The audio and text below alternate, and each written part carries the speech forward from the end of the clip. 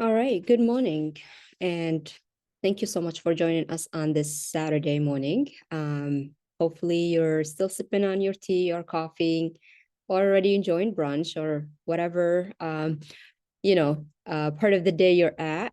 Thank you for inviting us to your home or to your meeting space and for joining us on this conversation. My name is Petra Alsoofy. I am the Senior Outreach and Partnerships Manager at the Institute for Social Policy and Understanding. We do research on American Muslims and the general and other faith communities in order to help everyone have more information and make informed decisions. It is my pleasure to have an amazing group of people who've been part of this project, which we'll talk about in a minute, for a while now. And we are here joined together to have a conversation about perceptions of Black Christians toward American Muslims, and actually vice versa. It will be more of a holistic conversation today. So I'll share a little bit more about myself and the work that we do in a little bit, but I want to hand it over to Dr. Kameelah to introduce herself and the other panelists, so we could have a conversation with you all today. Assalamu alaikum. Good morning. Peace to everyone. Thank you for joining us today. This is really exciting work that we're really eager to share with everyone. My name is Dr. Kameelah Oseguera, and I am the Executive Director and founder of Muslim Wellness Foundation and the principal investigator for the Black Christian Research Project, which we will present to you today. And I'm going to hand it over to Imam Tariq. Thank you, Dr. Kameelah. Assalamu alaikum. Peace and blessings, everyone. I'm Imam Tariq El-Amin. I've served with regard to this project as the outreach coordinator, but I'm also the resident Imam of Masjid Al-Taqwa here in Chicago, as well as the host of the American Muslim podcast and founder of the Chicago Black Muslim History Tour. And I will do a nice little handoff to Pastor Candace. Good morning, everyone. I'm Pastor Candace Simpson. I am the Black Christian Views Fellow, and I am also a youth pastor at Quinn Chapel AME Chicago. I'm from Brooklyn, New York, but I'm making my time here in Chicagoland as a PhD student also at Garrett Seminary, where I'm studying Black Christian responses to Jim Crow. So that's me. And of course, there's so much more about these amazing individuals. You'll see their bios being posted in that chat. So please, go ahead and read them and learn more about them and the work they do. And it is my honor to have been involved with this project for quite a while now. This project has been going on for close to 5 years, and to work with these individuals, amazing individuals, for some of that time. Dr. Kameelah for a very long time, Imam Tariq and Pastor Candace for the last few years.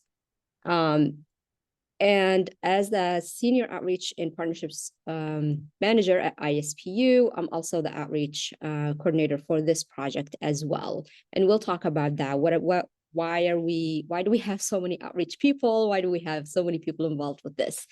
But let me go ahead and introduce who ISPU is, who's involved in this research, and a little bit of the background of how did we even get to have this conversation. And then from there, I'll hand it over to Imam Tariq to lead us in a moderated conversation to go a little bit more in depth.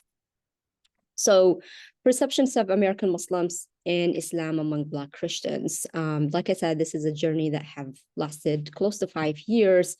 And it started here at ISPU.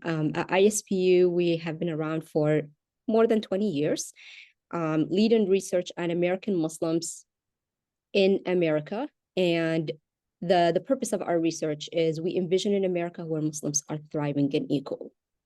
And part of that journey is we research both the American Muslim community internally and issues that impact it externally. We research American Muslims, institutions, family, youth, mosques, Islamic schools, divorces and marriages, but also American Muslims are a religious minority group within a pluralistic and a democratic society. So there are a lot of connections between them and other faith communities. There are a lot of connections between them and our policy space and so forth. And so part of that research is we address Islamophobia, we address the impact of American Muslims on the society, we address the relationship and also the similarities and differences of views of not only American Muslims, but Protestants, Catholics, white evangelicals, American Jews, and the general public. And so in that journey, you will see that we have a plethora of research that addresses many, many topics, like I said, from family, community, capacity building, to, issues like, not issues, but stories like Native American Muslims, who's telling the stories of Native American Muslims, research that focuses on the Latino American views of the Muslim community. And this is just a small sample of the research that we have that impact American Muslims or address American Muslim stories and challenges and impact and resilience in this nation. We take this research and we share it with experts, whether they're policymakers, educators, journalists, other researchers, the general public, and members of the Muslim community themselves. Like I said, the goal is for everybody to make informed decisions that about American Muslim community. So who are American Muslims? American Muslims are the most ethnically diverse faith community in the nation. This is a very important piece of the conversation today, and many conversations after that. But if you look at this graph, you will see that 28% of American Muslims are identified as African American or Black. And this is significant and related to our conversation today. But you'll also see just the diversity of the Muslim community compared to other faith communities. It's also the youngest faith community in the nation. And again, this is significant because we're talking about a community that's very young compared to other faith communities. We're talking about the future families. We're talking about taxpayers. We're talking about careers. We're talking about a whole generation that is up and coming and leading not only our community, but the nation. There's more about the demographics, but for the sake of conversation, we're just going to move through this very quickly. So the most ethnically diverse, the youngest faith community, it's a community that's very resilient, but it's also a community that faces many challenges, both internally and externally. Part of the internal challenges is racism within the Muslim community, just like other faith communities experience racism. So you'll see here that Muslim Americans are not immune from racism. And as you saw, we are a very diverse faith community, so that exists.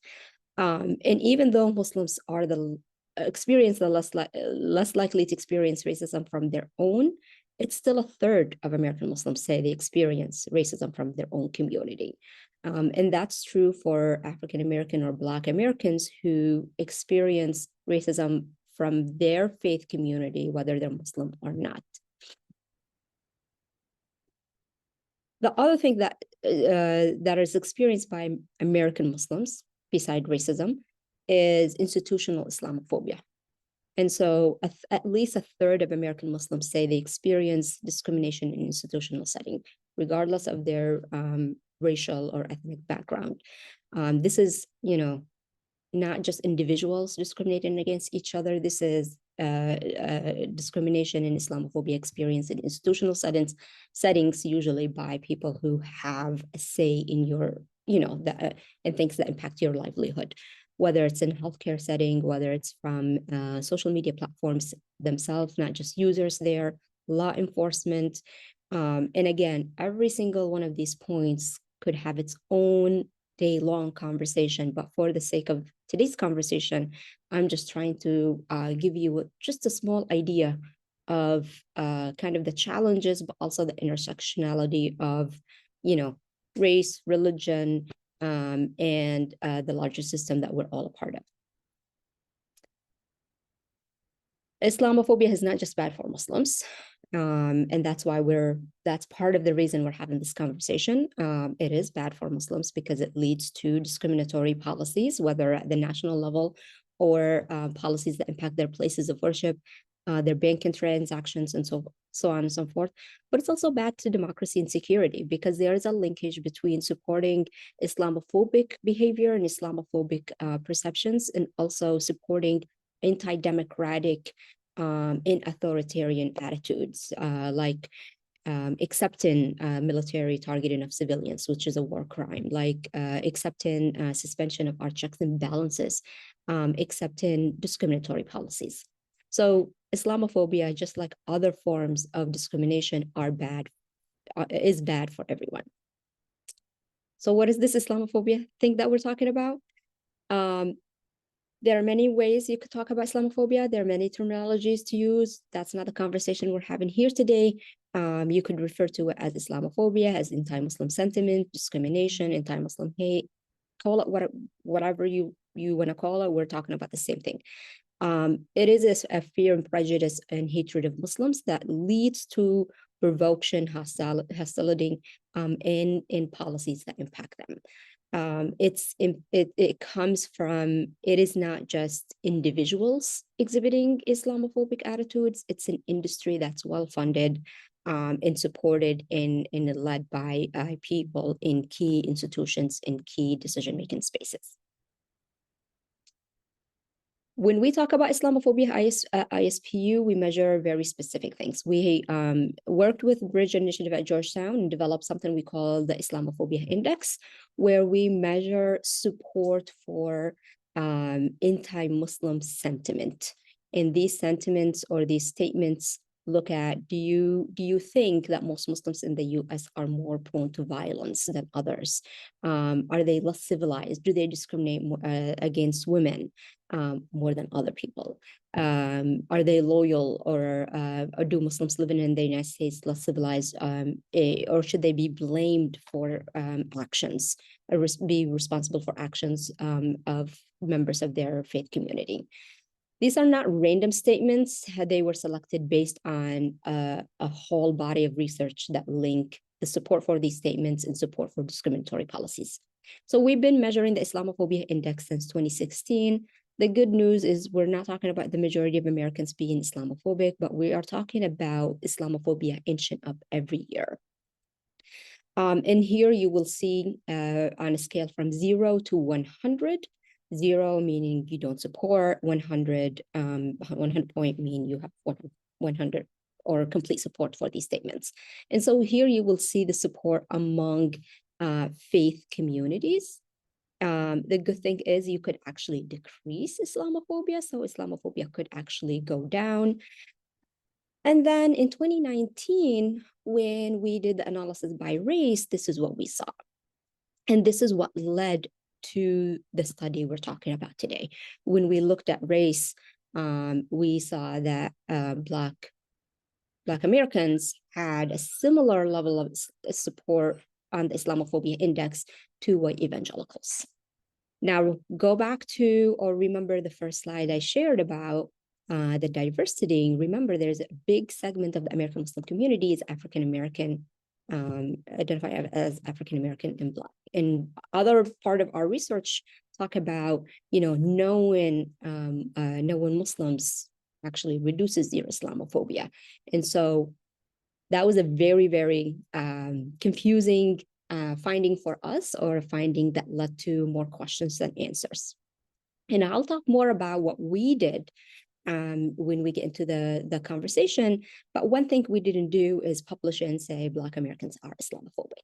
What we did is we actually reached out to other experts who've been studying, topics like this and who can help guide us.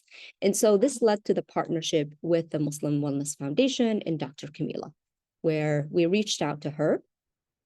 Dr. Kameelah, what's going on with this? And so as the founder of the Muslim Wellness Foundation and someone who worked in this space for a very long time, she led the Black Christian views of American Muslims in Islam study with us for the last, or since 2020. COVID happened, so many other things. I will let her share more about the methodology and the research and go in depth at a later time. We will also share the link to a little brief we had about the studying. But many people were involved in this project, a full research team, a group of advisors and experts from the Black Christian community who have helped guide this process. And the research itself focused on follow-up and focus groups with Black Christians to get a little bit more insight into this finding and what it means for us. Now, why did we do that and what is the purpose? The purpose is, in research, there's always more questions that come from one data point than answers. And so it's always in ISPU spirit, we strive to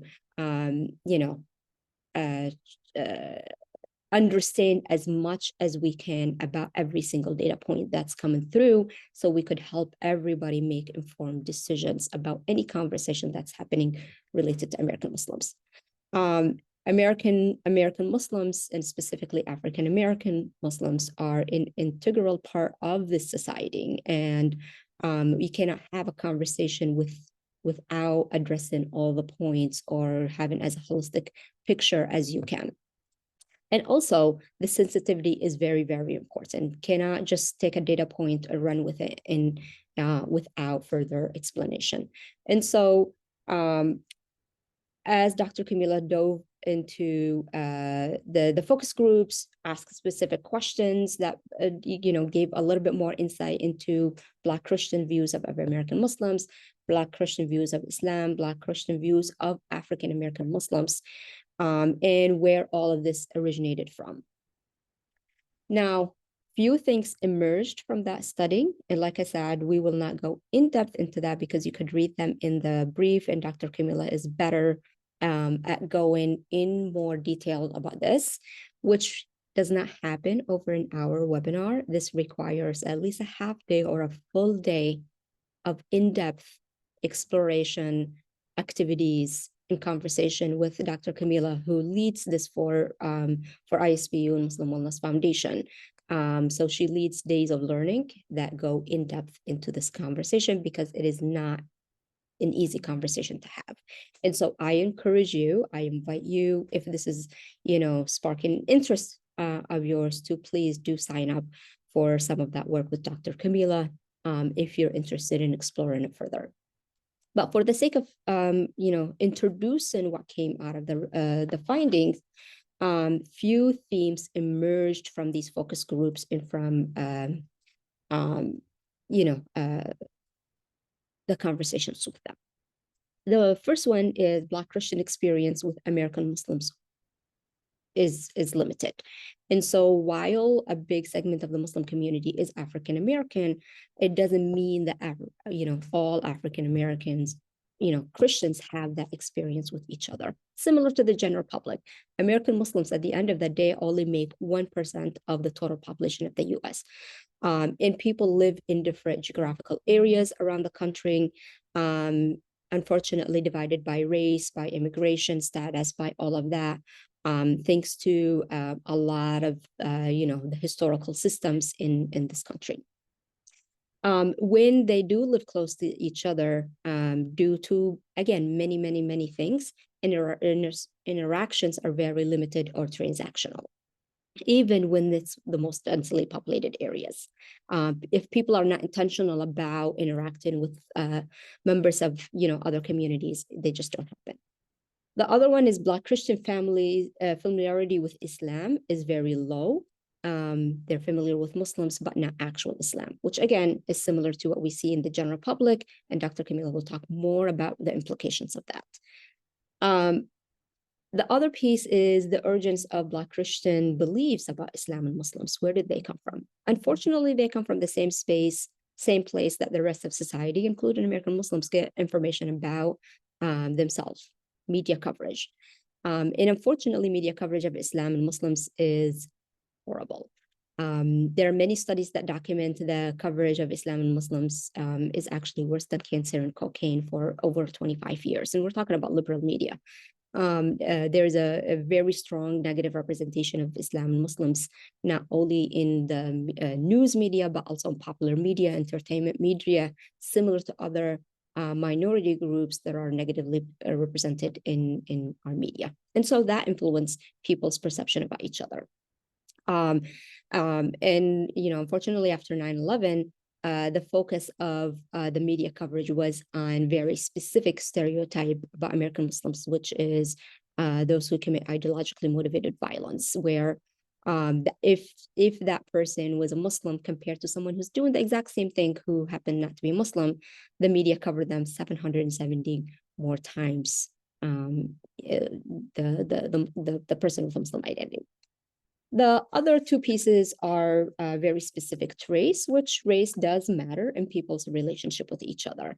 Both race, African-American, community with the immigrant Muslim community, specifically the Arab and the Asian, perception about each other. That comes again from stereotyping, that comes from negative interactions between the two communities that build on perceptions that have been portrayed by the media, and negative experiences, that either highlight the racism that exists within the Muslim community toward African-American, Black Americans, or actual negative interactions in business interactions and things like that. And then the last one is race, on Black race, race does actually matter. Also, race and religion both matter within group too, where, for Black Muslims, their racial identity is just as important as their faith identity. And that's the one thing that connects them, or one of the things that connect them to the African-American Christian community, especially in a country, in a system that is very violent toward Black and African-American people. And so when negative stereotyping comes within that community, it creates another level of invisibility. So some of the recommendations, again, this is just such in the service, but some of the recommendations come again from our general recommendations on countering Islamophobia, which is provide more opportunities for learning not only about Muslims, but actually about Islam, demystifying Islam itself.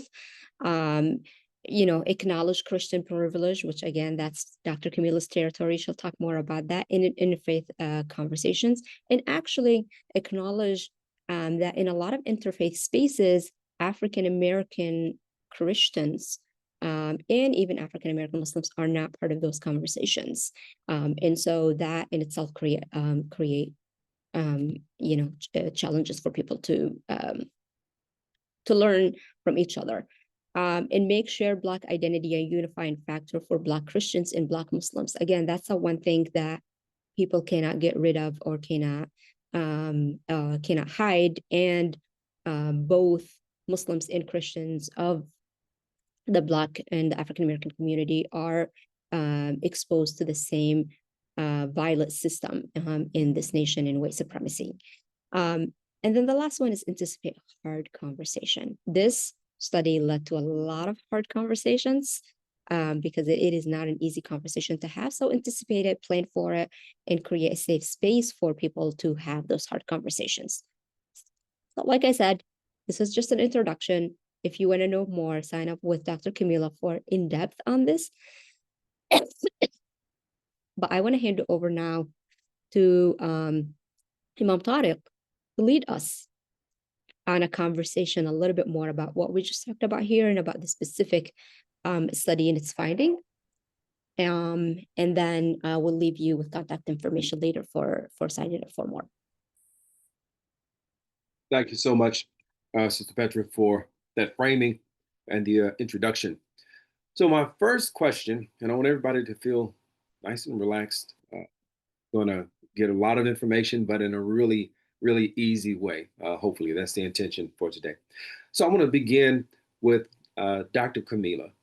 As Sister Petra, she referenced a low familiarity in terms of, a low level of knowledge amongst Christians and Black Christians in particular about Muslims. So this concept that you have brought forward of high familiarity but low knowledge, it has been quite influential. And I have to say that I've also used it in conversations that I've had on the tour for the Chicago Black Muslim History Tour. Can you talk about how that dynamic shows up in this research about Black Christian views of Muslims, and how should we respond to it? One, I just want to say it's really exciting to, have this conversation with more folks. And for those who are listening and who have questions, I would encourage you throughout our conversation to actually note what assumptions or biases you have about either Black Christians, about Black Muslims, about Muslims in general. So just keep kind of a mental note or actual notes about some of the assumptions that might actually also be fueling your questions, right? Like, we're just presenting some of the preliminary findings of this research. And so if you already have a question, I want to encourage you to think, what's motivating that question? Why am I interested?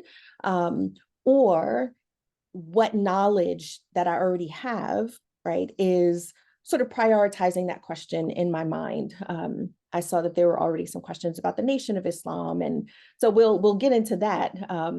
But as the psychologist and educator I am, I want people to, as we learn, also reflect, right, on ourselves and our own identities, and how that informs the ways that we show up in any spaces, right, virtual and in person. So I want to actually tell a story of an experience in order to introduce this idea of high familiarity but low knowledge. And I think for every data point, there are many stories that illustrate, right, what we're talking about. Thousands of stories that can, sort of help these data points come alive. And so, as Petra mentioned, from the 2019 poll, American Muslim poll, there was that curious finding about Black Christians scoring higher on the endorsement of anti-Muslim statements. And, one of the aspects of this partnership with ISPU that has been so rewarding is that eagerness to understand a phenomenon without sort of drawing a conclusion, right? And so ISPU as a research organization says, well, we have to understand what's motivating some data point that was actually really unexpected. So, so I want to tell the story in order to illustrate this. This summer, I was in St. Kitts and Nevis, which is a small island in the Caribbean. I'm the lead organizer for my family's first reunion on the island. And as the lead organizer, I was asked to, share a few words during church service on a Sunday. And so all of the family was gathered, about over 100, almost 150 of my family members, along with other regular members of the church. And so this might have been the first time that a Muslim, right, is speaking on behalf of this family in front of the entire congregation and other family members.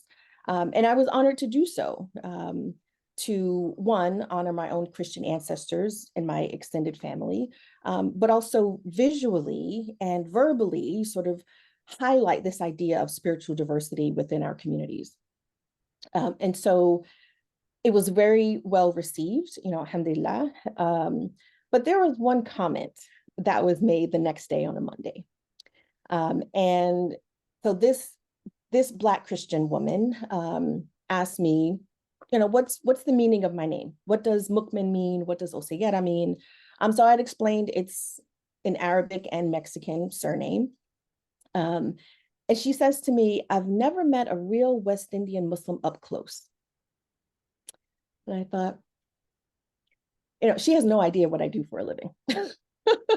So she's just responding, I'm present and representing, the Elliott family at the Methodist Church service.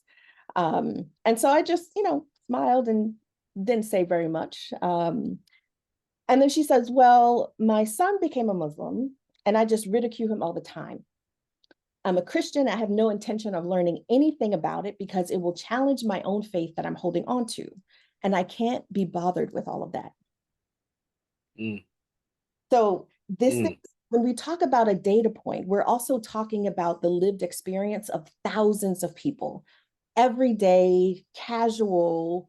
If I was being very generous, right, I would say it was an opportunity for her to ask a question of someone who's not her child. But it was rude and offensive, and many of those around her and around us were visibly uncomfortable, right? But what she expressed is a sentiment that came up very often, right, in the research. High familiarity, meaning, right, my child is a Muslim, my neighbors, I have cousins, I may even have coworkers, friends, neighbors who are Muslim. I know them, right? Maybe I say hello, right? We have these interactions, but I have no or very little knowledge of what those Muslims believe, right? And any, sort of basic literacy around the religion is also informed by Christian privilege, Christian hegemony, maybe negative attitudes towards those who do not believe similarly. And so on the one hand, right, it's almost seemed like as a paradox, right? My cousin Kameelah is a Muslim, my son is a Muslim, right? I know all these people, they're actually good people. I like them, I even love them.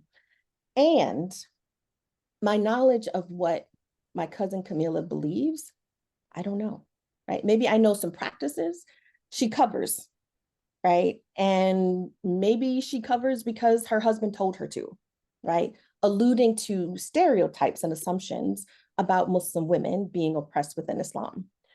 So many of our participants in the research grew up in major cities like Philadelphia, Detroit, Chicago, Los Angeles, places with a strong Black Muslim presence, right? So we're seen, right, in very hyper visible ways, but what is often invisible is, what do I believe? What does my faith demand of me?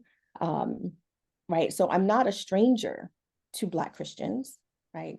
But what I believe seems strange to them.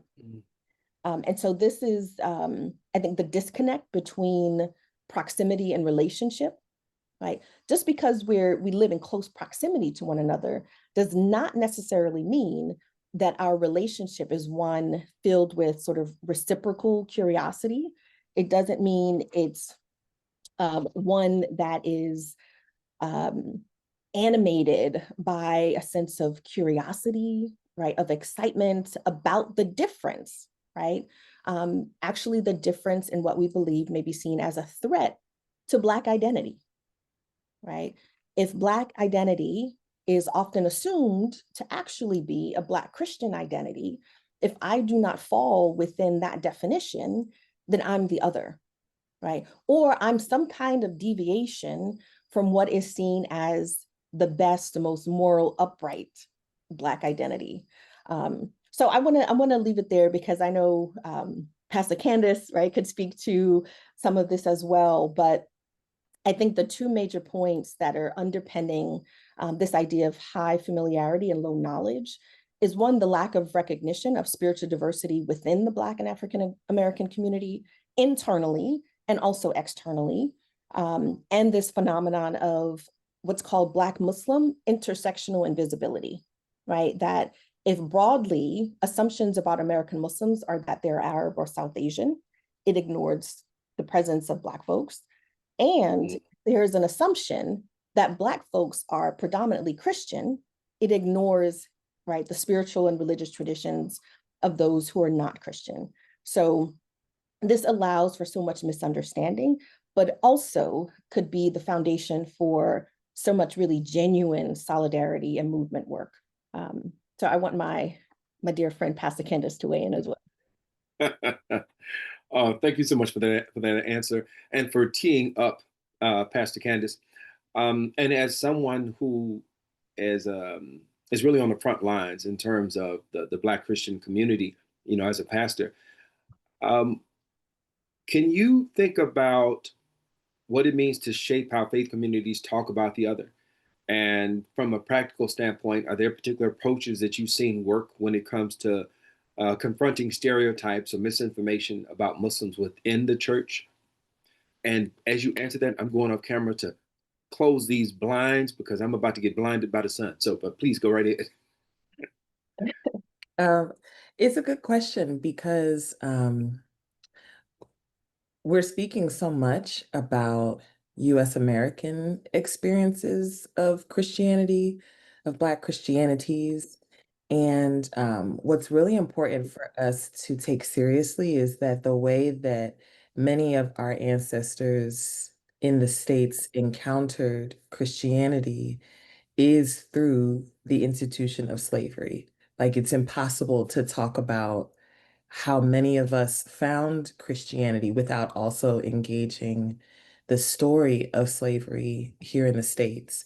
That doesn't mean that there were not Christians in Africa, but the places where we were picked up from, not primarily Christian contexts, and certainly not Christian contexts that we would recognize as like the parent of what we see here in the States. And so because of that, I think it's really important for us to always be mindful of slavery, of US imperialism, of all of the like international forces that make it so that we encounter a particular kind of Christianity. So the part of the research that really has been haunting me is the fact that Black Christians and white evangelicals shared a lot of political ideology as it relates to Muslim people and the religion of Islam. And that haunts me because it really picks on what is so difficult for Black Christians to admit, which is that sometimes we are the bully. And that contradicts a lot of what we may otherwise kind of narrate ourselves as, because we are, many of us, descendants of enslaved Africans here in the United States, as well as, there are immigrants from the islands, immigrants from the continent that make up Black Christians here in the States. But so much of our story as Black people is one that is about being oppressed and downtrodden. So just in a personal way, in an institutional way too, it's so difficult to recognize that you are, yes, the downtrodden, yes, the cast aside, and also sometimes it's us. And I say that as a Black queer femme who is sitting at various, places of privilege, but also places of oppression, where I'm doing the violence to someone else. So I think it's important for us to locate that people may be defensive about considering that they have Christian privilege. And so one way that I think we need to attend to that is by thinking through the rituals and the spaces of education that we have, the infrastructure that we have, which could really be answered in the question of who's writing our Sunday school material, who's writing our music, um, where do our leaders go to school and what are their political affiliations? All these things are trackable and they're find outable. Like it's not actually hidden. And I say that because James Dobson died this week, who caused so much havoc, not just on Black people, but also queer people, trans people, children, women. And he was a major figure in the Christian church.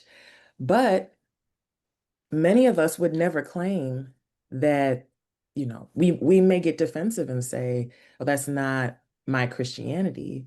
But if we share the same Sunday school materials and we share the same music, we share the same theologies, how do we begin to um, untether ourselves from that? So easy work. It's so easy to do that because you're talking about so many years of Christianity being used to harm us and our people. So I think a practical approach is certainly paying attention to research that's coming out, like that which we're discussing today, reading widely, um, showing up when other people are in crisis, being a neighbor. Like these are practical things that all of our faiths are teaching us to do together. Thank you so much for that, Pastor Candace. We're going to kind of keep it going a little round robin. I want to just delve in, as each of you have given, both of you given such wonderful, deeply layered responses. But we're going to move on and ask our sister Petra. You've already kind of given us an overview of ISPU's work, and the work that you do. It is at the intersection of research and relationships. You can't get anything done without having relationships, right? So you're able to leverage those relationships and for the benefit of the research. How have you seen data like the change, the way organizations or institutions engage with both Black Muslims and Black Christians? Yeah, easy question, huh? Right. So before ISPU, I used to work at the National Arab American Museum, which is located in the Metro Detroit area. So in the largest, Arab community in the US, next to the largest Black community in the US.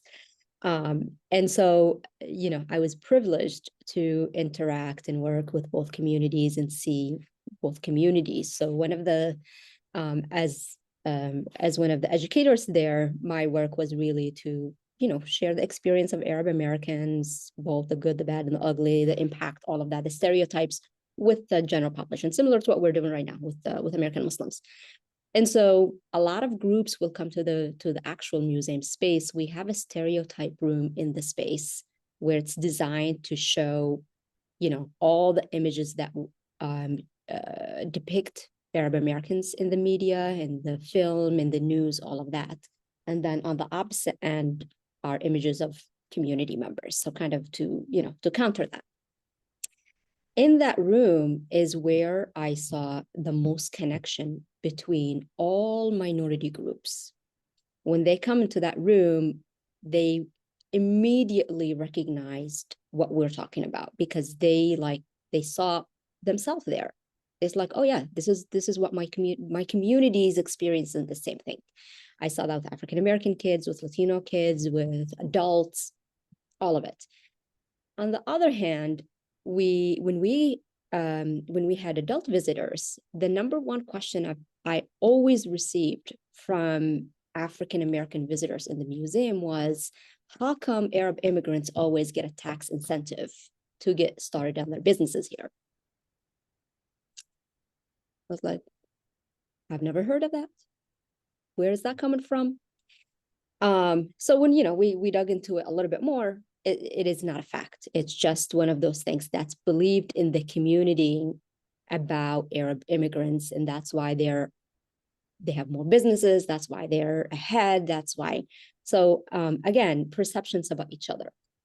And so using the stories to counter these perceptions was a very powerful piece. But the danger of stories is, one, you could always say the story is exceptional. Dr. Kameelah, you're very nice. You're a friendly face, a good human being, but it's just you. It's not reflective of the rest, in your group. Imam Tariq, have been great to work with you, but I'm not really sure about all the other brothers. So that's the danger of the story. We could understand it, we could connect with it, but we could always make exceptions. The power of the data point coupled with the story is it's really hard to fight against that unless you really just are not in the place to learn. And so I think that's where the research comes in to Sister Dalia Mujahid, who used to lead our research here. She used to say the data speak for the people who are not in the room. I know in activist circles, they always say, speak for people who are not in the room. It's like, no, don't speak for them. They could speak for themselves through the data that's shared about them.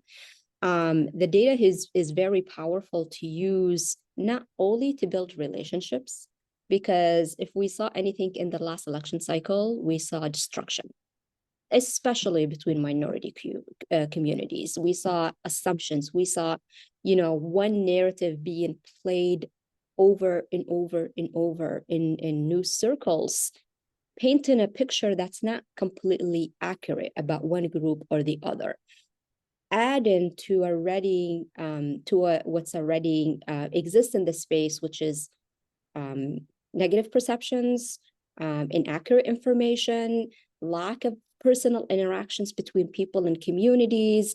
And so it just further fueled this mentality that it's you against me, it's your community against my community. You're doing what's in your best interest, and what's your best interest is not in my best interest, and leaving no room for complex conversations. Two truths could exist at the same time. Your community could be hurting and my community could be hurting at the same time, but it doesn't mean my action to unremedy the hurt in my community is necessary to cause hurt in yours. And it doesn't leave room to understand how we're all impacted by systems. Again, it's not individuals, we're all victims of the same systems that have been built here way before you and me existed. And we're both, kind of struggling with that. So to summarize this, we use the data, one, to ISPU and Muslim Wellness Foundation and this whole team, and there's so many other people behind this team. We use the data that we found to really curate and very carefully reach out to appropriate people and institutions. This was not like, let's randomly reach out to everybody and their mother and share, hey, this is what we found, let's talk about it, because that only leads to more chaos. Sometimes data in the wrong hands could lead to more harm. So we reached out to clergy, we reached out to Christian leaders, we reached out to Muslim leaders. I know there are questions in that chat about, representation from the Nation of Islam, representation from other communities. We've done many, many, many events that were both virtual and in person that were so much smaller. And I mean, like sometimes 5 people, because it was necessary to have very careful conversations with the right messengers and the right people in the room in order to then have a bigger conversation like we are having today. The reason we're not going into all the details of the study today is because you need an introduction and understand the significance, and then you need to sign up for something and dedicate a time where you could come in with an open mind to learn and push back, but also be pushed on some of the views that you have. So I'll conclude by saying, we've done very careful outreach and shared it with the right people, and slowly building relationship in the communities that we have not been in as a research institution, because we cannot helicopter into a community and say, hey, by the way, now we're going to talk to you about you. We're talking to people from those communities who know and who could give more context, so then they can have these conversations with their own community and their own congregation, whether it's in the masjid, and the church, or in the policy space. Thank you so much for that. We find ourselves in a time where, and it sounded absolutely ridiculous to many of us when we first heard the term alternative facts, but we are definitely living in, that is the time that we're in, where people get to choose or believe that they can choose their own facts. So when we talk about research and the data being able to speak for those who are not in the room, I want to go back to the point that you made about relationships and how that plays a key role in allowing people to actually have an openness to receive data. And that really lies at the heart of all of this. Is it, and one of the reasons I'm really so happy to be a part of, to assist in with this project. I want to go back to Dr. Kameelah. Imam Tariq, I'm sorry, I just want to add one more thing about the data too. Sure. So important to have relationships so you could have sensitive conversations. On the Yes. other hand, it's also important to have the data for people to push for their own experience, meaning people who are experiencing discrimination. We use this with Islamophobia a lot, especially in policy space. Just because you don't think Islamophobia doesn't exist, just because you believe Islamophobia doesn't exist, does not mean it doesn't exist.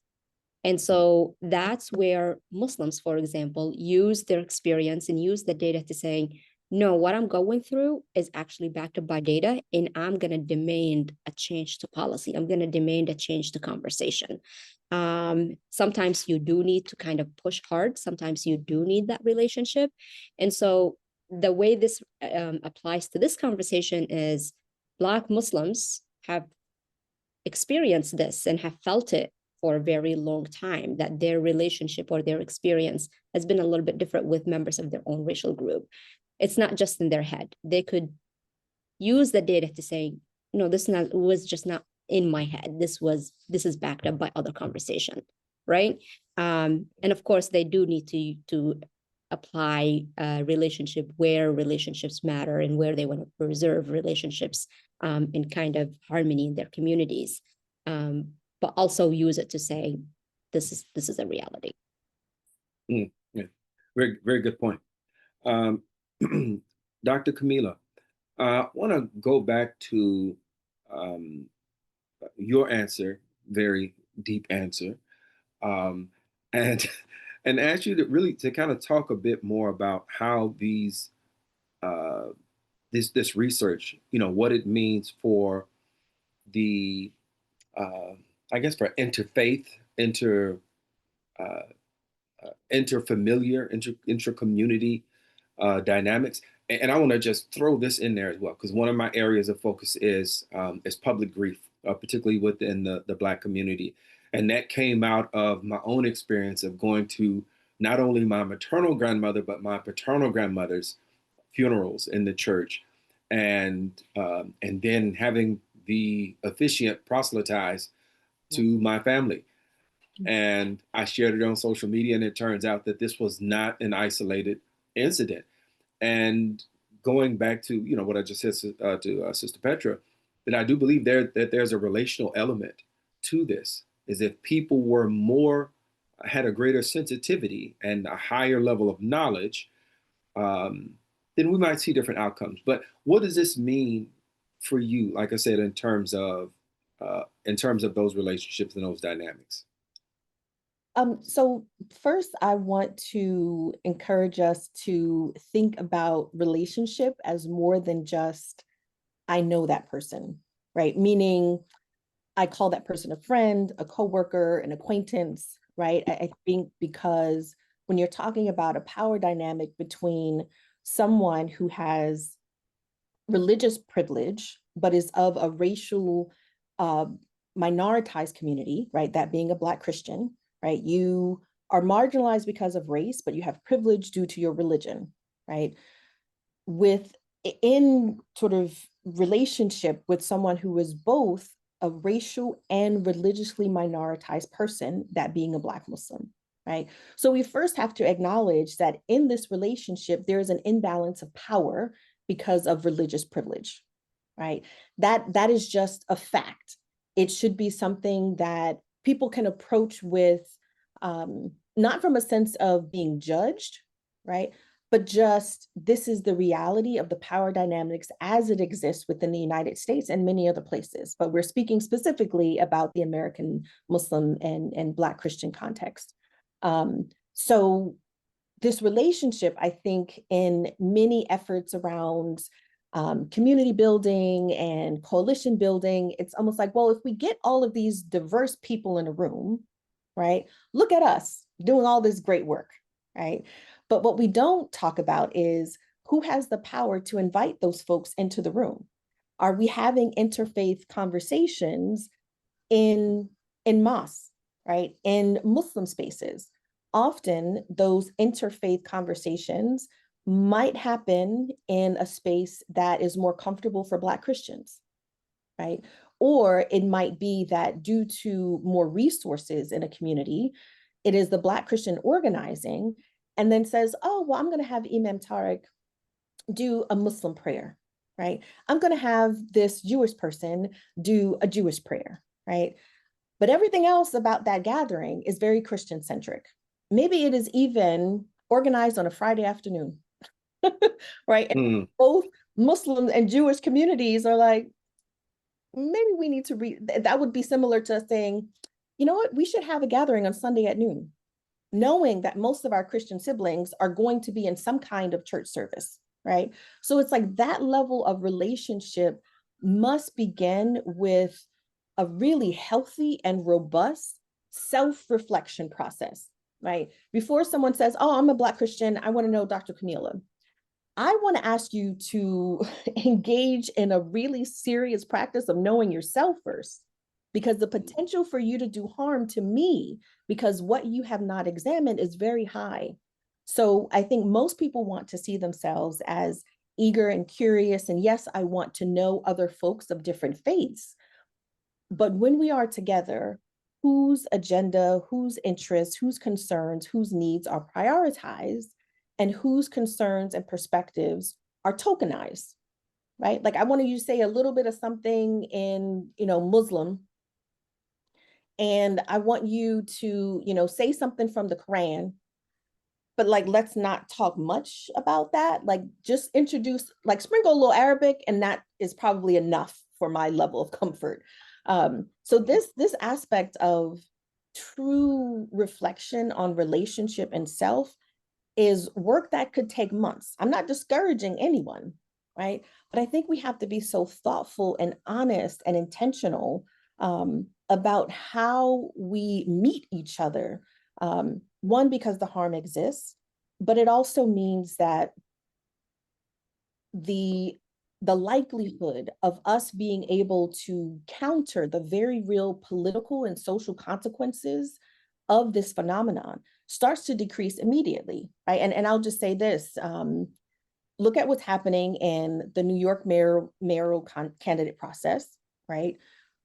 Zoran Mamdani won the Democratic primary, right? And you have many Black people, Black Christians, who are saying, oh, we shouldn't vote for him, he's demonic, where is this coming from, right? We have another mayoral candidate in Minneapolis, Omar Fatah, whose endorsement, right? He won the primary, right, for mayor. And now the endorsement of the Democratic Party has been rescinded, right? Other endorsements are being rescinded because he's a Black Muslim, right? And so when we're talking about this relationship is more than just sort of one-to-one, and often relationship is equated or conflated with friendship. We don't necessarily have to be friends, right? This is real, folks. We don't have to be friends. But what we must do, if we're truly believers, either in Islam, Christianity, Judaism, any other faith, if we are true believers in what our religion teaches us, then we must center respect, dignity, justice, right?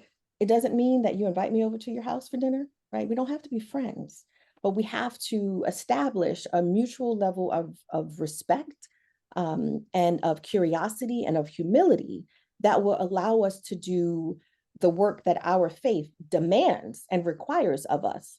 So I just wanted to complicate this idea of like relationship and diversity around interfaith settings, because it often becomes a place for me that can be very depleting, right? That can feel very superficial and surface level, because there hasn't been that inner exploration that allows everyone to come and meet the other with a sense of, I respect you, I want to know more, teach me, what can I learn about you, and what learning about you can help me learn about myself.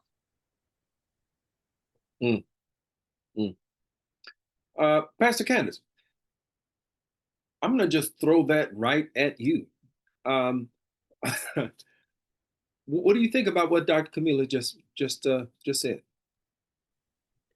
I think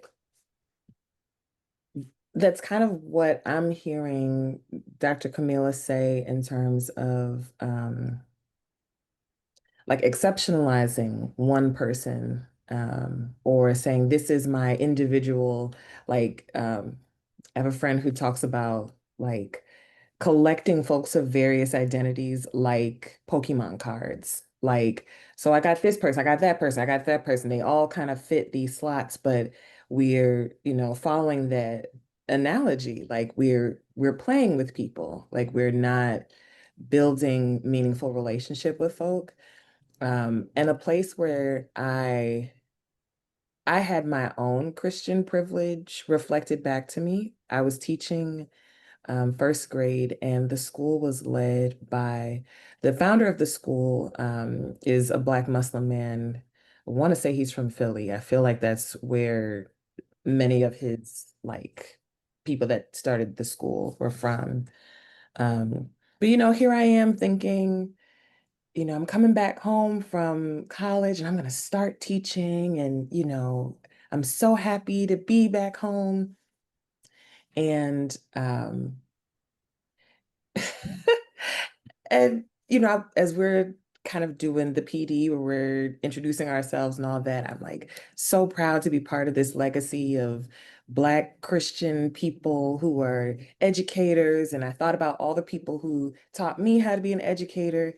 And the way it wasn't that it wasn't true, it's that I was exceptionalizing Black Christianity as necessarily the only kind of thought process that brings you to the work of justice education.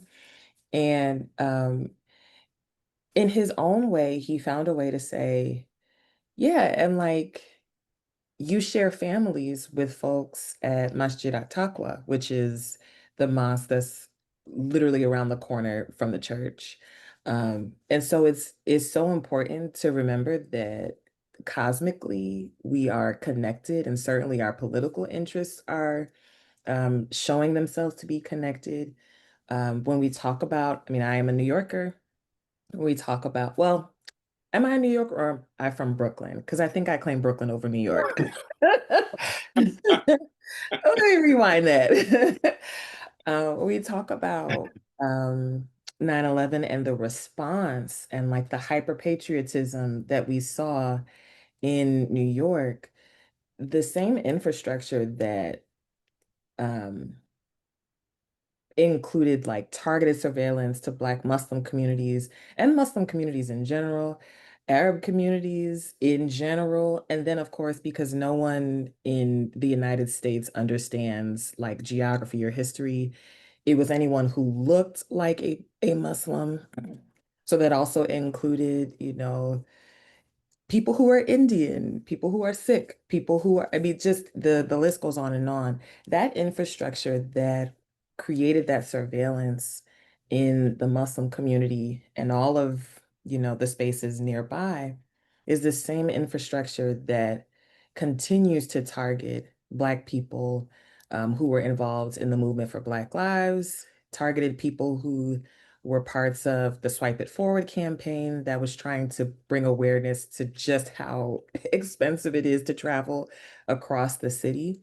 And we see these things even globally, like the same tear gas canisters that were being deployed against protesters in Ferguson were made in the same place as the canisters that are being deployed against the people of Palestine. And when we see these connections over and over again, that like it's not to flatten our diversity and our unique ways of coming to the table, but it is to say that we have shared interests in each other's survival, such that like we can't be each other's monster. Like I can't continue to traffic in any kind of ideas that hurt my comrades. And in doing so, I think that opens up our own possible humanity.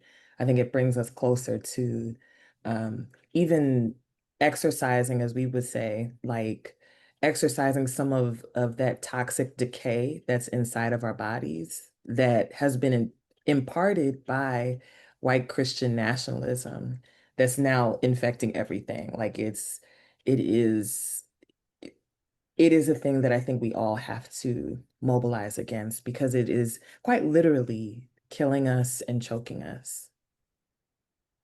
Mm. Uh, you speak to something.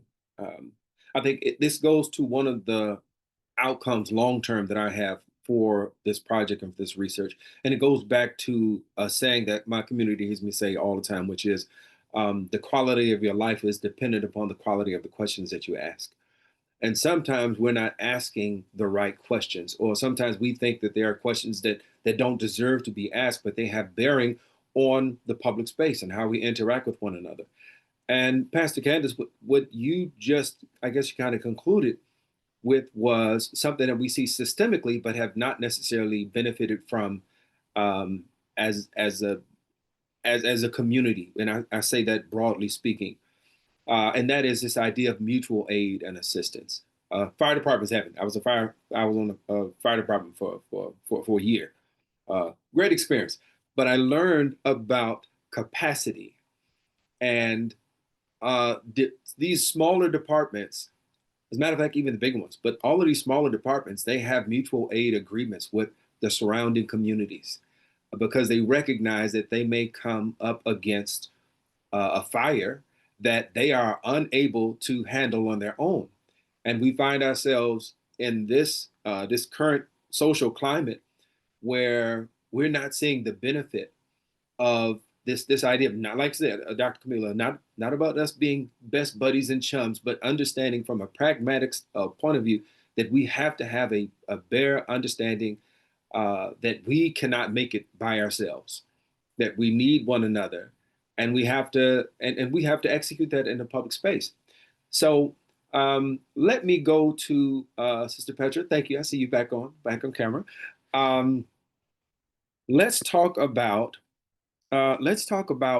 activism and collaboration, because what we do hope is that the research that is done, that it is taken in and people really consider its impact, and that it mobilizes us in ways that help us to reshape and push back against a system that's really trying to quiet us, right? And it keeps us at odds with one another.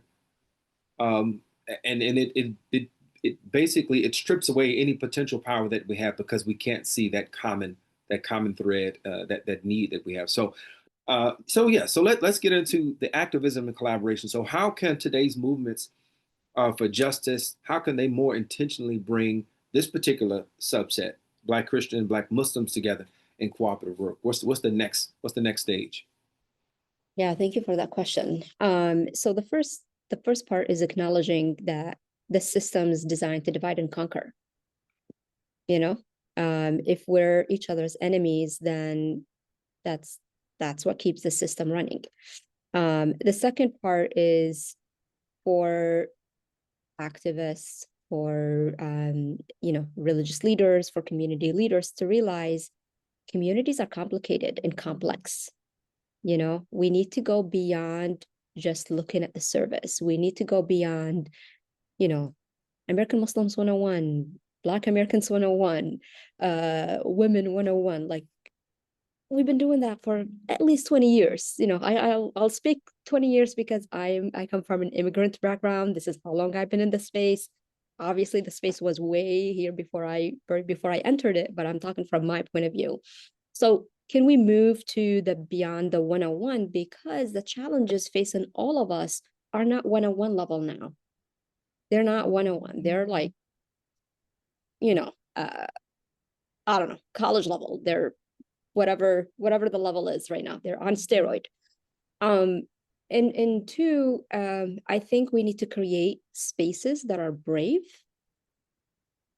that are honest, and that are moderated and facilitated by the right people. This is connected to your question to Pastor Candace, who are the right messengers? Not everybody should be having this conversation on their own. It needs to be the right people invested in the conversation, having the right conversation with the right activist group, with the right religious leaders, because the stakes are so high. And having the right conversation, and the very timely, important conversation, is to the benefit of all of us, right? And at the same time, this conversation cannot happen in isolation. I see questions a lot about colorism and racism within the Muslim community. While this conversation is happening and should be happening, I'm going to emphasize the should, because I don't feel we have reached where we need to reach with this conversation. We've been working for, I'm going to say 2-3 years on doing outreach and getting folks into the room to have this conversation. And it's painful. Let's just be honest. It's painful. You know, people want to have conversation about racism within the Muslim community. Yes, sign me up. Actually, you know, I want to be there. But can we also have this conversation, and can people come to the table to lead it? Because it's not going to make sense for me to walk into Christian communities and lead this. You know, Christian leaders need to raise their hand. They need to sign up and say, we need to have this conversation within our own communities because it is important to have. And the last one, and so while this is happening in Christian communities, at the same time, Muslim communities, and this is something that's coming up a lot, we also need to be brave and courageous and say, let's talk about what's going on. You know, let's talk about colorism. Let's talk about racism.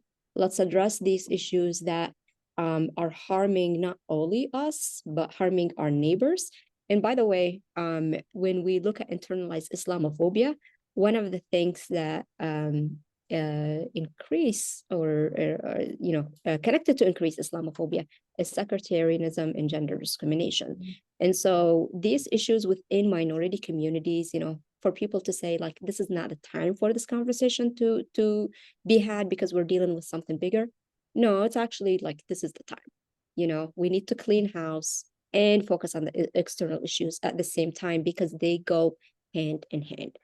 And then the last point for activists and anyone who wants to be part of this is, or who should be part of this, is to make sure to be very careful not to weaponize it.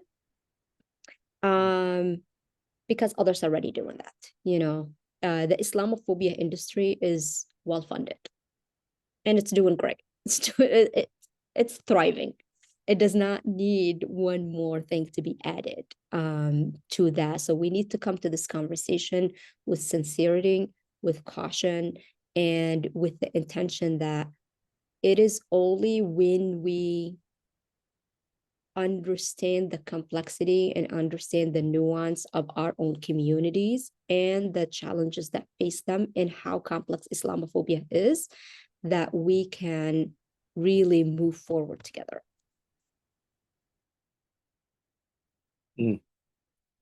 Thank you for that. Dr. Kameelah, how heartened are you, or are you inspired by the potential of this work that is ahead of us? Because none of this is something that comes about just because we're thinking happy thoughts, right? There's a lot of intentionality and work that goes into building these relationships, right? These substantive relationships. How do you approach this moving forward as somebody who has been instrumental, number one, in creating space for Black Muslims through the Black Muslim Psychology Conference, but also making that potentially a space where that some of these conversations can also take place? How do you see that? So I would honestly say that the last 5 years of this research has been probably the most personally and professionally challenging, right, in my life, right, and for good reasons. I think it's been a labor of deep love and like spiritual wrestling, but also intellectual rigor, right? Asking myself these really difficult questions, but also, you know, thinking about how it is in many ways like an excavation of memory and history, of identity, of what it means to feel a sense of belonging, right? What it means to feel safe and protected, and also what it means to feel seen. And so what is heartening and encouraging for me has actually come from the Black Christian participants and, you know, folks who have engaged in the Day of Learning, because I can see from the morning introductions, right, where I share a little bit about my own family history and sort of spiritual lineage, to the end of those gatherings, all of the emotions are there, right? People maybe initially defensive and feel like they're being judged, or if so much of your identity has been around understanding your racial marginalization and violence as the primary lens through which you view life, to now be told, right, in Pastor Candace's word, like, you may also be a bully. You may also be doing harm to other people. That is not an easy realization to actually internalize. And so what excites me is that there have been Black Christians who said, I am so uncomfortable right now. I have not thought about this. I'm completing this Christian privilege checklist. And like, I can feel in my body and in my mind how much I want to reject this, right? Like, no, but I'm Black in America and I'm oppressed. And it's like, but hold on a minute. You can hear Christmas carols, right, in the supermarket during December, right? And so from the morning conversations to the conversations that linger after this day of learning, right, and exploration is over, has given me such a sense of pride in our potential, right? And also the power that we have when we are able to honestly meet each other, right? Not as perfect believers or individuals, but as imperfect, right? As acknowledging where we have areas of improvement, because that improvement is not just for the benefit of Black Muslims or American Muslims in general. But there was one participant in the study who said, I'm a better Black Christian because of Islam, right? I'm a better believer because I have these relationships with my Black Muslim siblings, and they teach me about what it means to be focused and disciplined and justice oriented in this white supremacist society. So we, what they say, iron sharp as iron. There's so much that we can do with each other, right? Not for each other, but with each other. And it's really anchored in really understanding our biases, our assumptions, the harm that we do to other people, right? We just have to accept that we do harm to other human beings. It doesn't make us a bad person, right? It just makes you a human being, and you need to, take some responsibility for that. And then what would you do better?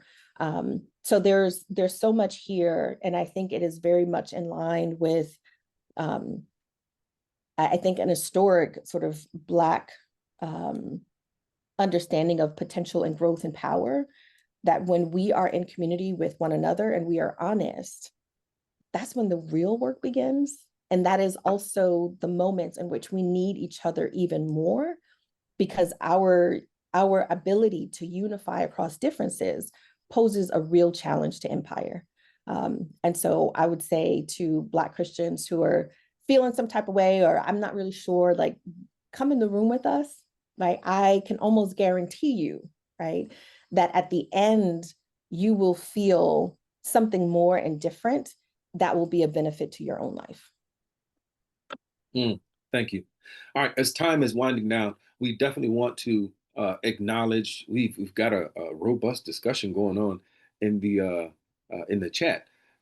And we hope to be able to lift up some of these comments and actually even bring them into the conversation. Obviously, when you start talking about differences, or not the differences, but the divisions, the source of those divisions between any group, it lends itself to examination and conversations about the divisions that happen between other groups. So the divisions between Black Muslims and Black Christians, it is a microcosm of a larger system of division that plays out for us, and we get to look at, like, who's doing all the dividing, and that's another conversation. But let's bring up. So we see Reverend Alvin Bibbs. What was the question? The question is, can someone talk about race in Christian church? See, it brings us to here. Are Black Christians treated as equals in the white evangelical movement?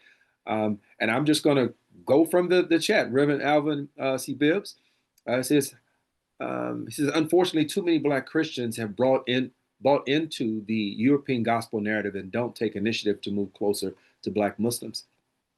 And what is really interesting about that is that you could also flip that around. And in many cases, there is that same type of divide where there's a desire or effort to move between immigrant Muslims towards white Christians. And it's not always between immigrant Muslims and Black Muslims.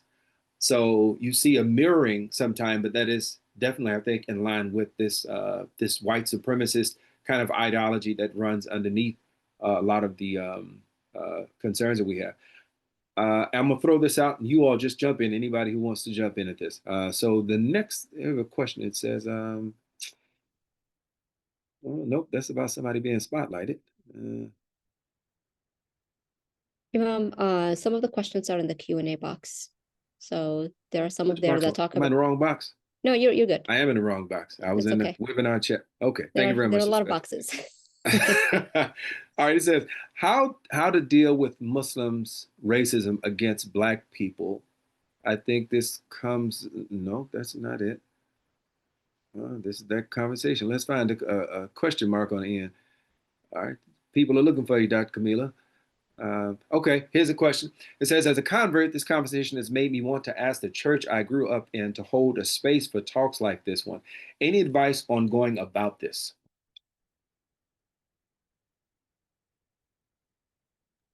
All right, this is the rapid round now. So you just got to just jump in there. There are actually a few questions related to that about hosting this or their day of learnings. We can, I would say the first thing is obviously share your personal experience and what you've learned. I think that would be the best, selling point to talk to whoever is deciding in your previous church or in your community space that you want to bring this conversation. And share your story, why this is important for you and for the community to have this conversation. Because us coming from the outside, we've tried that, doesn't work. So you have to sell it to them and make the case that this is needed in your own space or in your own community. And the resources we have, you could either share this the brief that we have, which we will drop the link here, or happily connect with either myself or Imam Tariq. I'm going to volunteer you. We're happy to coordinate either a presentation, if appropriate audience is arranged, or if people are interested in like the half day, full day days of learning. I'm going to let Dr. Kameelah speak on the process for scheduling those. Yeah. I'll jump in really quickly because there were questions about how to contact, and Dr. Kameelah can share whatever contact information. For those who have asked how to contact me, Imam Tariq El-Amin at gmail.com. I did put it in the chat. Dr. Kameelah? Yes, so I have been responding to some of the questions in the Q&A box, but here I want to lift up sort of a theme that I think that you alluded to, Imam Tariq, which is here we are specifically talking about Black Christian, right, views of American Muslims and Islam. And so when there are questions asked about, well, what about the racism that Black Christians experience within the church? What about the racism among Muslims towards Christians or Black people? What about, it starts to feel like and appear to be a deflection away from the specific phenomenon that we are discussing here. So these are not, there are no bad questions, right? But are they relevant to the specific content that we are discussing here? And I think this is something that we must practice, right? Which is to say, how do I hold in my mind the fact that Black Christians are racialized, right, and minoritized and subject to violence and oppression, et cetera.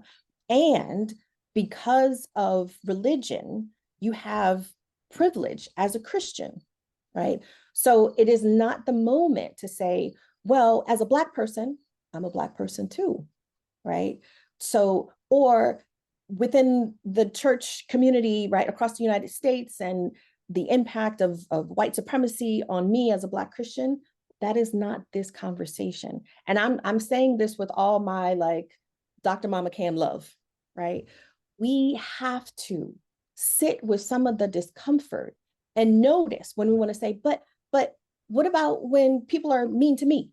Right? What about when, you know, those Muslims, you're talking about how they experience Islamophobia, but then they open up, you know, corner stores in my neighborhood and they treat us horribly.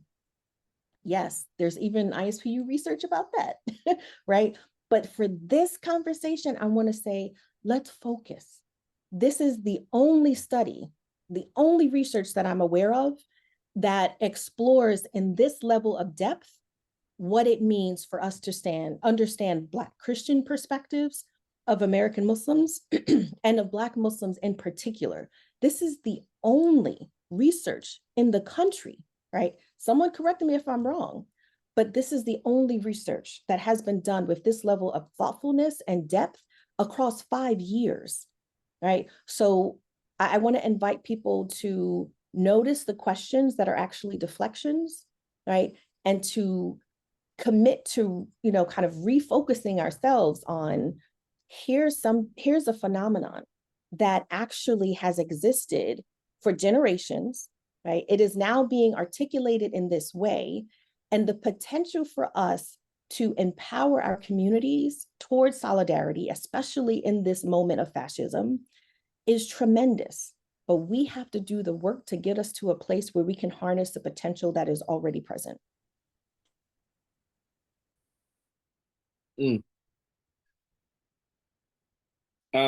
There's another question. Thank you for that.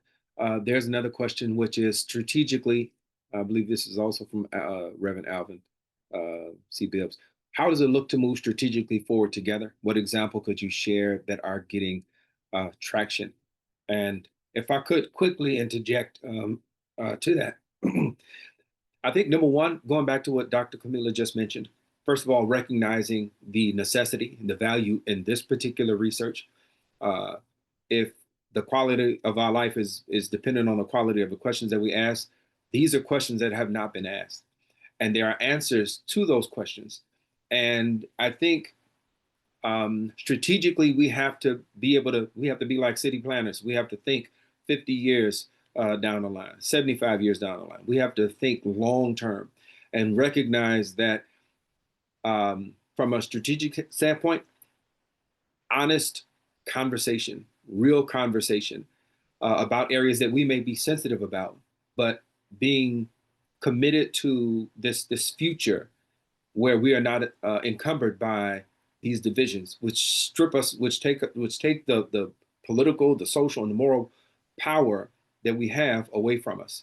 So thinking long term and being willing to do take those small steps in order for us to get where we're going. So if there's strategically, I would say, and I'll put a bow on this, having conversations on a regular basis that are also rooted in some type of action. So every Christian, every church, in my estimation, because I see this is certainly applicable in the Muslim community, particularly for Black Muslims. Like, we really should have a sister church. You got a sister masjid, right? That you have a relationship that you can address the concerns of your community, and you're doing it together, and you're showing that you're not focused on religious market share. You're not. Your focus is on serving the people, and I think when we have that first announcement of we got sisters, we want to be brothers, whatever, it don't matter. We got family. Then I think that's going to be a sign that we're moving in the right direction. Anybody else want to add to that? I love that. On my end, my call to action is this conversation is only as powerful as the many people it reaches. If it stays in the circle of believers, in the circle of people who already like bought it, then it's not as impactful or effective. We have 60 people on the call today. I'm assuming you all are not in the same household or in the same place of worship. There might be few of you, but I would expect at least 30 different institutions to contact either myself, Imam Tariq, Dr. Kameelah, Pastor Candace, to say, hey, what do we do next? Can we have this conversation with our people? And I think it starts with us sharing the hard conversations with people who are not in the choir.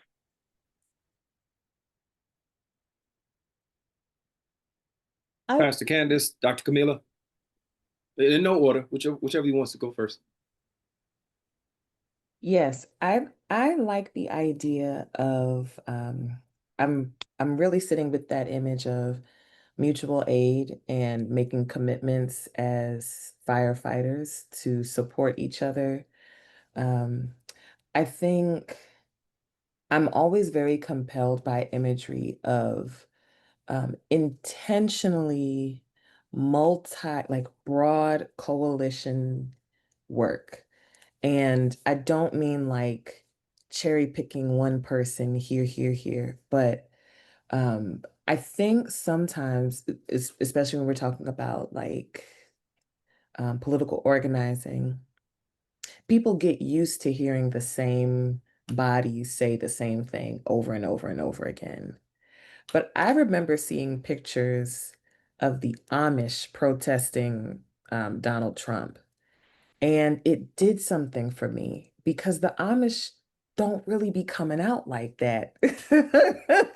Like that's kind of, and some of this is stereotype, but it is visually stark. It's visually stunning because it makes us say, well, dang, what is their stake in what's going on? And this is back when we had a usable Twitter, and so people were like, man, the witches and the Amish and the Baptists and the atheists, everybody's coming out with their signs. And I think that's important because it helps us to identify what actually is the issue. So I just read about a number of data centers being planned to come to the Chicago area. That's going to impact all of us, but it's especially going to impact children, elders, immunocompromised folk, Black folk, folks who are disabled and chronically ill. Like, this is not good. And so, what do all of our faith traditions say about stewarding creation? What do our faith traditions say about the beauty of nature and how we might worship in a world that it's clear that we as human beings love it and love the one who has created it? So I'm thinking also in those directions, like what it means to, from our own positionality, work together on these things that are like really, really frightening. Like, I don't want data centers poisoning water and putting chlorine gas in the air, and they are unrestricted. Thank you, Dr. Kameelah. I mean, I also want to emphasize that this work should make you feel uncomfortable. If you feel nothing, or if you think it's easy, I would say sit for another moment, right? And just be honest with yourself, right? Maybe we're not ready for interfaith like intraracial, right? Interfaith conversations, right? Maybe that's not where you are yet, right? Perhaps what is still very strongly sitting on you, perhaps as a Black Christian, is what we found in the research, which was a range of attitudes from reverence and respect. And these are words that our Christian participants used: reverence and respect for the discipline, the focus, right, of Muslims and Black Muslims in particular. Two, ranging from reverence and respect to disdain and dismissal, right? I admire the way that you show up in community, right? And most often the mental image of a Black Muslim was a Black Muslim man, right? The brother on the corner with the bean pie and the bow tie. And if I were honest, I would say that my Christian faith teaches me that you have no hope for salvation, right? That you are damned in some way because you have not accepted Jesus Christ as your Lord and Savior. right? So I'm holding, as a Black Christian, deep respect and admiration, right, for you, Black Muslim, while also rejecting what you believe and saying that there is no hope in heaven. That was a direct quote from the research. There is no hope in heaven for you, right? This is relationally, emotionally, psychologically complex. And so for those who say, well, we should just get together and start working on projects, hold on. I need you to work on yourself first, right? So the time that we come together feels meaningful, even when it's difficult. And so that cannot be, often this stage of awareness is the one that people want to delay, right? Forever, right? I don't want to be in this critical, self-reflective sort of posture because it might upend everything I think I know. But that's what, for the Black Muslim convert, right, who is saying, I want to now have conversations with the church that I belonged to as a child. I think that is so important, right? And also, who else can be in that room who is committed to honesty, committed to transparency, right? Committed to saying, let's lay all these cards on the table. And no one here is being cast as bad, right? Again, that goes into a lot of sort of white supremacist Christian sort of narratives, right, about good and bad people. But we are curious together, right? We know that we are imperfect. We know that we all hold biases and assumptions that can be harmful. This is all what's called dialogue presuppositions. We all harm others. We all have biases, right? But in this conversation, we are focused on the dynamic between Black Christians and American Muslims and the implications and the consequences of us not doing that deep exploration. So I think this is, for me, the most exciting and, prior to this research, unexplored aspect of interfaith diversity and solidarity in the country. And we need those who are simply willing, right, to say, I'm going to be honest. Right? I think that is such a compelling stance to take at the very beginning. And I know, Sister Petra, that we are a bit over. And I'll turn it back over to you. I want to say this. It's been in the chat as well. You find Muslims as well as Christians who have that idea, that same philosophy of, if you're not on my team, you know, it's a wrap for you. There's no hope for you. We're going to leave that to God. We can argue over theology, or we can embrace responsibility. And hopefully these conversations that we're having, as we are being honest with ourselves, we can see that there's a responsibility that we have in the public space to make what we have here. Ain't nobody been to heaven yet. We don't know anything about that. But we can do something about this earth that we're in. And that is my hope. And that is one of the things that I am excited and optimistic about with this research, is that hopefully it pushes us to see our shared stake that we have, that we in the same communities, we have the same families. And so let's move from, we have different theologies, fine, but we have the same responsibility. And if we can accept that responsibility of stewardship, then that will be a defining factor in our rising to the challenge that is before us today. Mr. Petra. Well, that's a wrap, y'all. As you know, this was just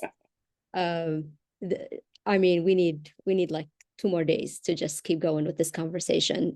But I will kind of agree with Imam Tariq. I think our theologies are up to God, but I believe all of our faith traditions said something about how we act and how we behave with each other, whether people from our own communities are outside of our communities, and what is our responsibility to, what Pastor Candace said, toward, those who need us.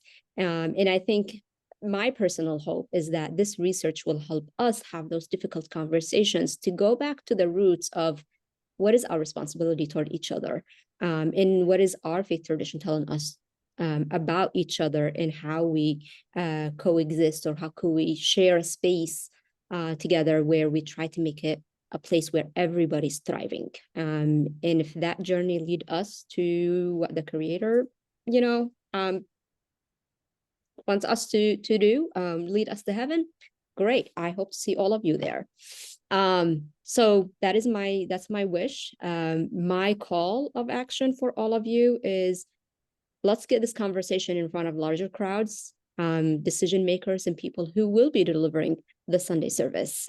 So if you have those contacts, or if you have those connections, do us, do yourself, do everybody a favor, and do connect with any one of us. We've put our emails in the chat. I hope to get it at least in front of one large congregation, or a conference of church leaders within the next year. And so that's for just one project. There's so much more coming up from ISPU. So I want to thank you for your generosity with your time, spending it with us this Saturday morning. There's a lot more coming this fall from ISPU. In early October, we will be launching or releasing a new study that looks at popular media representation of American Muslims and its connection to policies and democracy. And so again, this fits right with the conversation we just had right now. So you will be receiving an invite from all of us to kind of follow that study. And then end of October is our largest study will be coming out, American Muslim poll, which the first data point about Islamophobia, that this whole study on Black Christian views was based on, came from American Muslim poll. So American Muslim poll will be coming out end of October. And again, it will have so much. It's looking at not only a representative sample of American Muslims, but like I said, American Jews, Christians, including Protestants, Catholics, white evangelicals, general public, and the non-affiliates. And it will look at civic engagement, 2024 elections and beyond, Islamophobia, policy attitudes, demographics, and so much more. So there's a lot coming from us, and I'm sure there's a lot more coming from the Muslim Wellness Foundation. We will share an email with resources for all of you to use and share around. But again, thank you so much for joining us. Thank you to our amazing panelists today, and have a wonderful rest of your weekend. Thank you all. Assalamu alaikum. Assalamu alaikum, everybody. Have a good day.